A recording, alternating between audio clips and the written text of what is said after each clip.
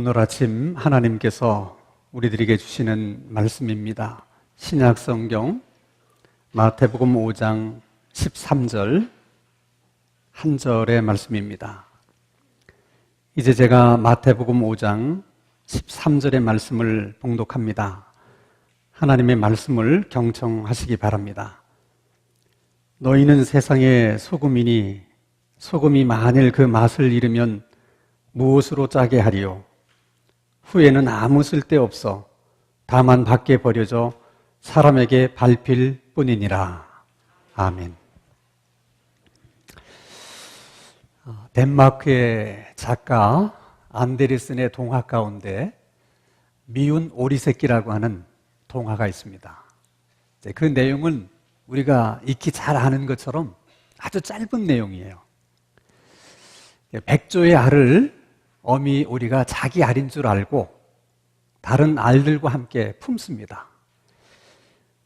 어느 날 알을 깨고 새끼들이 다 부화를 했는데 그 중에서 한 마리만 몸짓이 유난히 크고 못생겼어요. 그래서 말 그대로 미운 오리 새끼가 된 겁니다. 미운 오리 새끼라는 이유 때문에 엄청 서러움을 받으면서 삽니다.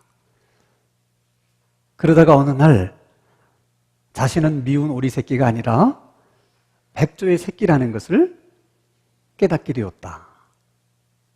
그것이 그 동화의 모든 스토리의 줄거리입니다.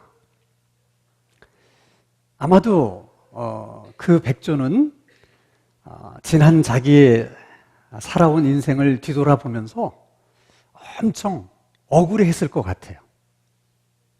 자기는 백조인데 미운 오리 새끼라고 생각해서 같은 서름을 받고 살았다는 것이 얼마나 억울하겠습니까? 그런데 여러분, 세상에는 미운 오리 새끼 이야기만 있는 것이 아니라 미운 백조 새끼의 이야기도 있어요. 어미 백조가 오리 알을 자기 알인 줄 알고 다른 알들과 함께 품었는데 어느 날 알에서 다 새끼들이 부화가 됐는데 그 중에 한 마리만 생긴 게 달라. 너는 왜 우리하고 다르냐? 그 이유 때문에 엄청 서러움을 받다가 나중에 비로소 자기는 백조의 새끼가 아니라 오리 새끼라는 것을 깨달았어요. 내가 진작 오리 새끼인 줄 알았더라면 굳이 백조들하고 어울려 살면서 상처받고 서름 받으면서 살 것이 아니라 진작에 오리들이 있는 곳에 가서 살았더라면 좋았을 것을, 그런 후회를 아마 하게 될 것입니다. 그래서 여러분, 중요한 것은 오리 새끼냐 백조 새끼냐가 아니라 내가 누구냐 하는 것을 바로 아는 거예요. 나는 오리 새끼다, 나는 백조 새끼다. 이거를 제대로 하는 게 중요해요. 그래서 내가 오리 새끼라면 나는 오리처럼 사는 거고, 내가 백조 새끼라면 나는 백조처럼 사는 거예요. 그래서 자기 생긴 대로 사는 것이, 그것이 그 사람의 삶의 의미고 보람이고 행복인 것입니다. 자, 그러면 여러분, 우리는 도대체 누굽니까? 누가 저보고 당신이 누구냐고 물어본다면 아마도 나는 이렇게 대답할 거예요. 저는요, 하동정시 한림공파 21대 손으로 두 딸의 아버지고 또 신당중앙교회를 담임하고 이렇게 교회 목회하는 목사입니다. 그렇게 얘기할 겁니다. 이런 대답은 여러분들에게도 다 할 수 있는 대답이에요. 근데 그런 거 말고 우리가 예수님을 구주라고 믿으며 그분을 믿고 따라가는 그분의 제자로서는 우리가 누구냐는 거예요. 하나님을 믿는 신앙인으로서 신앙인으로서의 그 나는 누구냐는 거예요. 이 질문에 대해서 오늘 본문에서 예수님께서 아주 명쾌하게 답변을 하셨어요. 너희는 세상의 소금이다. 우리가 믿는 주님이 그 주님을 믿고 따르는 우리들에게 너희들은 세상의 소금이다. 그렇게 말씀하신 거예요. 그러니까 주님께서 우리를 보고 그렇게 말씀하셨다면 우리가 다르게 생각할 게 없어요. 다르게 생각할 이유도 없고 다르게 생각할 필요도 없습니다. 아, 우리는 세상의 소금이구나. 소금은 소금처럼 살 때만 그 삶이 의미가 있는 것이고 보람이 있는 것이고 그리고 행복한 것이거든요. 그래서 이 시간 한번 여러분 눈을 한번 다 감아보세요. 이미 감고 계신 분도 계시지만은 눈을 다 한번 감으시고 한번 집중해서 저를 따라서 합니다. 우리는 세상의 소금입니다. 나는 세상의 소금입니다. 소금은 소금처럼 살 때 보람이 있고 의미가 있고 행복한 것입니다. 그리스도인은 그리스도인답게 살 때 삶의 의미가 있고 삶의 보람이 있고 그 삶이 행복해지는 것입니다. 다 눈을 뜨시고 다 동의하십니까? 정말 그렇습니다. 그러면 예수님께서 우리를 향해서 너희는 세상의 소금이다. 그럴 때 예수님은 어떤 의도로 그렇게 말씀하신 것일까? 그리고 그 예수님 당시에 그 이야기를 들은 사람들은 그 예수님의 말씀을 어떤 뜻으로 받아들이고 이해를 했을까? 그것도 중요한 거예요. 우리는 소금 그러면 소금은 짜다. 짠 사람은 짠돌이, 짠돌이는 인색하다. 우리는 그런 이해가 있잖아요. 근데 예수님 당시에 그 사람들은 예수님이 너희는 세상의 소금이다 그랬을 때 어떻게 그 말씀을 이해를 하고 받아들였을까? 그들은 소금이라고 하는 것은 금처럼 생활 속에 소중한 것이고 값진 것이라고 생각했어요. 그래서 소금을 가리켜서 그들은 화이트 골드다. 그렇게 얘기를 했습니다. 얼마나 소금이 소중하게 쓰여졌는가. 현금처럼 쓰여졌어요, 소금은. 그래서 병사들의 월급을 줄 때 소금으로 월급을 줬다. 그런 기록이 있습니다. 자, 여러분 월급을 받으면서 직장 생활 하시는 분들을 영어로 셀러리맨 그러잖아요. 그 셀러리라고 하는 말이 영어의 솔트에서 유래된 말이라는 거예요. 왜 그들은 그처럼 소금을 소중하게 생각했고 귀하게 여겼을까? 이유는 간단합니다. 요즘처럼 냉장고가 없던 시절에 음식을 오래 저장하려고 하면 소금만 한 게 없었어요. 소금으로 절이는 것이 가장 효과적인 방법이었습니다. 요즘처럼 조미료가 다양하지 않던 그 시절에 그나마 음식을 맛있게 먹으려고 그러면 소금으로 간을 내서 먹는 방법밖에는 다른 방법이 없었어요. 그래서 소금은 음식을 상하지 않도록 오랜 동안 저장할 수 있도록 도와주기도 하고 음식을 맛있게 먹을 수 있도록 맛을 주는 그런 것이라고 생각했기 때문에 사람들이 소중하게 생각한 거예요. 그러면 예수님이 너희는 세상의 소금이다.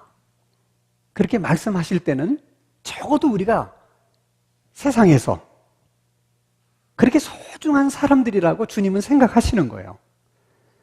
우리가 우리 자신을 어떻게 생각하든지 상관없이 주님은 너희들은 세상에서 정말 그렇게 소중하고 그렇게 아주 값진 존재들이다.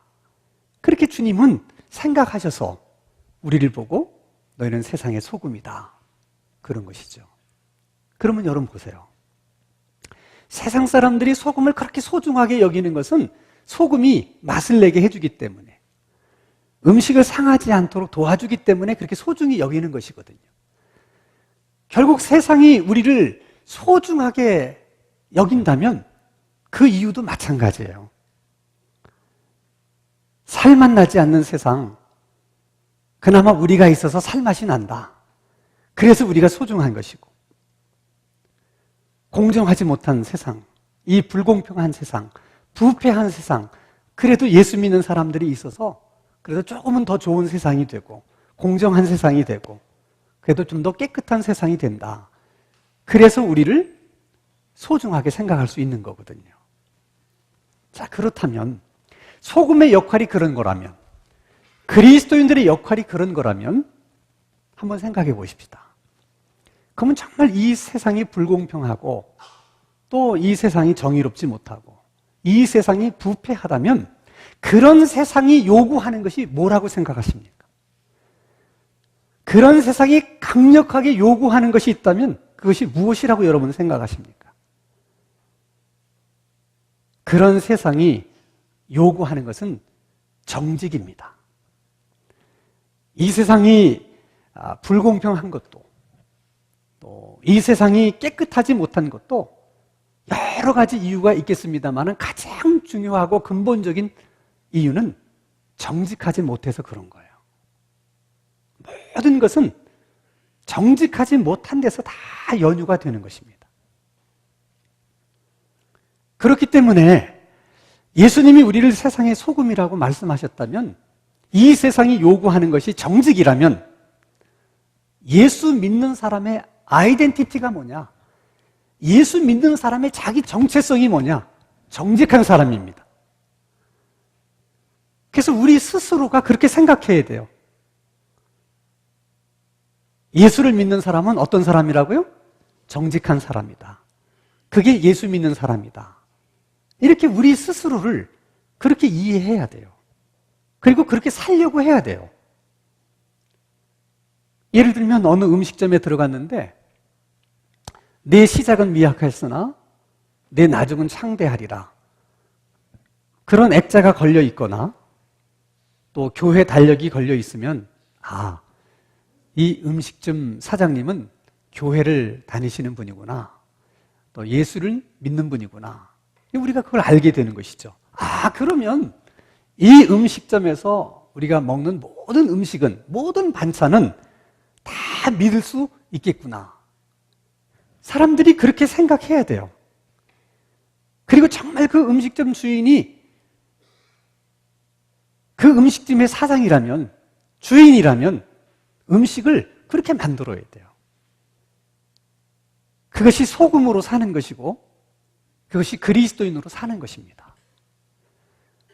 또 어떤 경우에는 나의 어떤 목적 때문에 저 사람을 회유해야 되겠는데, 뇌물을 주더라도 내 편을 만들어야 되겠는데 알아보니까 그 사람이 교회 다니는 사람이래. 그러면 크게 실망하면서 어쩌자고 그 자리에 예수 믿는 것이 앉아있는 것이야. 정말 재수 없네. 적어도 사람들은 그렇게 얘기해야 되는 거예요. 우리가 정직한 것 때문에 나중에 불이익을 당한다 하더라도 그게 소금의 역할인데 뭐 어떡하겠나. 그렇게 살아야 되는 것이 그리스도인의 삶인데 뭐 어떡하겠는가. 그렇게 생각하고 사는 것이 그게 소금으로 사는 것이고 그리스도인으로 사는 것입니다. 여러분, 살맛이 나지 않는 이 세상, 이런 세상이 정말 요구하는 것이 있다면 여러분 뭐라고 생각하세요? 직장인들에게 물었어요. 함께 일하고 싶은 사람, 어떤 유형의 사람입니까? 다르게 얘기하면 나는 이 사람하고 일하면 일할 맛이 난다. 살 맛이 난다. 그런 사람들이 어떤 사람입니까? 물어보는 거예요.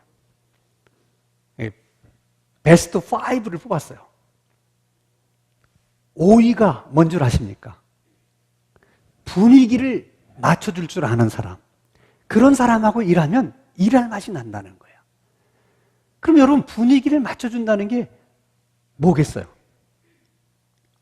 예를 들어서 우리 교회 집사님 한 분이 새 차를 뽑아가지고 주일날 그 차를 타고 예배드리러 왔습니다. 보니까 새 차를 뽑아가지고 오신 거예요. 자, 그런 상황에서 어떻게 해야지 분위기를 맞춰주는 것입니까? 집사님 새 차 뽑으셨네. 차 너무 좋다.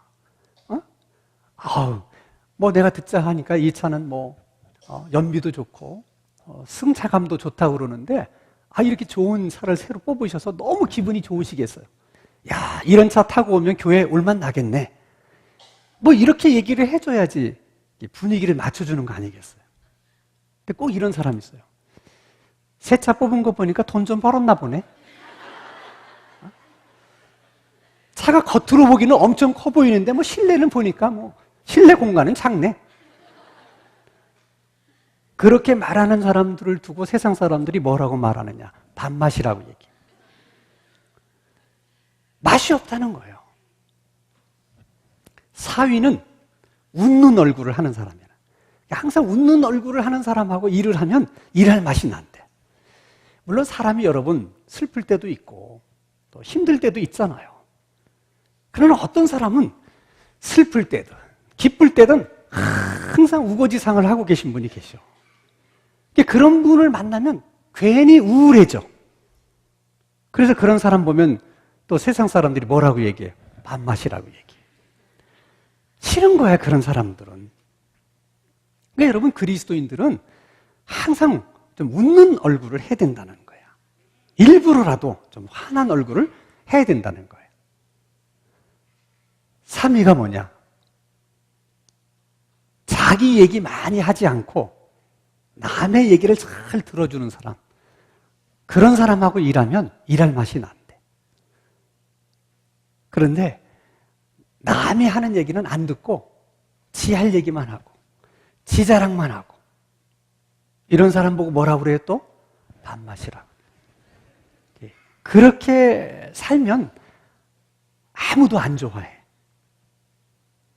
2위가 예의 바르고 친절한 사람이다.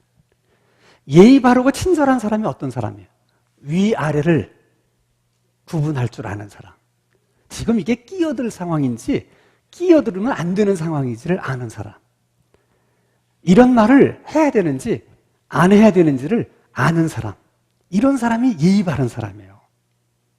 근데 위아래도 없고 이게 끼어들 자리인지 자기가 끼어들이지 않을 자리인지도 모르고 이거 자기가 할 말인지 안 할 말인지도 모르고 그냥 하고 싶은 대로 말하는 사람. 세상 사람이 뭐라고 그래요? 밥맛이라. 그런 사람은 다 싫어해요. 중요한 것은 여러분, 함께 일하고 싶은 1위가 먼저 하십니까? 성실한 사람이에요. 함께 일하는데 게으른다든지 요령 핀다든지 말로만 일하는 사람, 밥맛이라는 거예요. 능력과 실력 이전에 자기가 맡은 일에 대해서 성실한 사람이 좋다는 거예요, 여러분. 살맛나지 않는 이 세상이 요구하는 것이 성실함이에요. 그래서 예수 믿는 사람들은 자신의 정체성을 성실함에서 찾아야 돼. 예수 믿는 사람, 그러면 성실한 사람. 그런데 지금까지 한국교회는 예수 믿는 사람의 자기 정체성을 술, 담배 안 하는 사람으로만 생각해 왔어요. 그거 한 가지 붙드느냐고, 그거 놓지 않으려고 하다 보니까 너무 많은 걸 잃어버렸어. 그래서 어떤 생각을 하느냐. 나는 술, 담배만 안 하면 좀 정직하지 않아도 상관없고, 내가 술, 담배만 하지 않으면 내가 좀 성실하지 않아도 난 상관이 없다. 그저 내가 그리스도인이라고 하는 것을 뭘로 확인을 받으려고 하느냐. 술, 담배 안 하는 것으로. 그러나 예수님이 너희는 세상의 소금이다 그럴 때는 술, 담배 안 하는 사람의 이미지를 가지고 얘기한 게 아니에요. 너희는 세상의 소금이다 그럴 때 예수님이 생각하는 이미지는 정직하고 성실한 사람을 생각하시면서 그렇게 말씀하신 거예요. 그러니까 예수 믿는 사람으로 산다는 것은 정직하게 사는 것이고 성실하게 사는 거예요. 근데 그렇게 산다는 것이 쉬워요, 어려워요? 어려워요. 왜 어려우냐? 대부분 정직하게 산다든지 성실하게 사는 것이 대부분은 손해를 보거든요. 이 세상에서는. 항상 그렇게 살면 믿져요. 항상 그렇게 살다 보면 남에게 뒤져요. 그래서 그렇게 사는 것이 힘든 거예요. 소금의 경우를 한번 생각해 보세요. 소금이 음식에 맛을 내거나 또 음식이 썩는 것을 이렇게 막아주려고 하면 반드시 소금이 녹아야 됩니다. 소금이 녹지 않으면 절대로 음식의 맛을 낼 수 없고 음식이 상하는 것을 막을 수도 없어요. 소금은 녹아야 소금의 기능과 역할을 다 하는 것입니다. 이렇게 소금이 녹는 것을 가리켜서 이것을 신앙적인 용어로 자기 헌신, 자기 희생 또는 죽는 거라고 얘기하는 거예요. 대부분 사람들이 설렁탕을 먹을 때는 뭘 쳐먹습니까? 소금을 쳐먹어요. 소금을 치면 금방 설렁탕 국물 맛이 달라집니다. 근데 그 설렁탕 국물 맛이 그렇게 맛있어진 것은 누구 때문이에요? 소금 때문이에요. 그런데 아무도 그 설렁탕을 먹으면서 이야, 소금 맛 끝내주네 이렇게 말하는 사람은 아무도 없어요. 분명히 그 국물 맛은 소금이 냈는데 사람들은 다 하나같이 그 설렁탕 국물 맛 죽이네 이렇게 얘기합니다. 그래서 소금이 억울한 거예요. 맛은 다 자기가 냈는데 생색은 설렁탕 국물이 다 내는 거야. 그게 여러분 어쩔 수가 없는 거예요. 그게 소금의 역할이고 그게 소금의 기능이고 그게 소금인 것을 어떻게 하겠어요? 그래서 소금은 맛을 내게 해주지만 자기가 생색을 내려고 해서는 안 됩니다. 소금이 자기 생색을 내려고 하면 소금 역할을 못해요. 반드시 소금은 죽어야만, 녹아야만 자기 역할을 합니다. 보세요. 소금이 자기 생색을 내려고 하지만 이미 국물 속에 다 녹아서 자기 형체가 없는데 어떻게 자기 생색을 내겠습니까?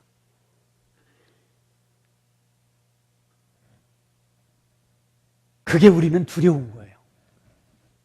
근데 여러분, 두려워할 것이 없어요. 그러면 그 소금이 다 녹아가지고 형체가 없다고 그래서 그러면 소금이 사라진 것이냐? 없어져 버린 것이냐? 그렇지 않습니다. 소금은 녹아서 설렁탕 국물 맛 속에 다 스며 들어가 있는 거예요. 이걸 신앙적인 용어로 설명하면 소금은 죽어서 설렁탕의 국물 맛으로 다시 살아난 거야. 그것이 여러분 소금이 사는 길이에요. 예수 믿는 사람들도 마찬가지. 우리가 손해보고 우리가 양보하고 내가 지고 그래서 상대편이 그것 때문에 기뻐하고 그것 때문에 행복해하면 나는 죽은 거지만 사라진 것이 아니라 그 사람의 기쁨 속에서 다시 살아난 것이고 그 사람의 행복 속에 내가 다시 살아나는 거예요. 우리는 그렇게 살아가는 거예요.